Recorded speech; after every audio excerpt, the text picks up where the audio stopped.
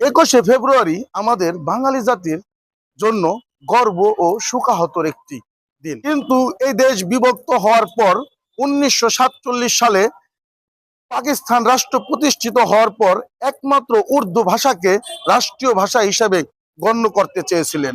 কিন্তু এই পূর্ব পাকিস্তানি বাঙালি ভাইয়েরা বলেছিলেন এই রাষ্ট্রভাষা একমাত্র আমরা বাংলা চাই, উর্দু ভাষা আমরা মানি না। এই দাবিতে, বাংলা ভাষার দাবিতে রাজপথে ছাত্র সমাজ নেমেছিলেন এবং তাদের উপর নৃশংসভাবে গুলি করা হয়েছিল। ওই হাইনারা গুলি করেছিলেন তাদের বুকে, তাদের তাজা রক্তের বিনিময় আজ আমরা পেয়েছি এই বাংলা ভাষা।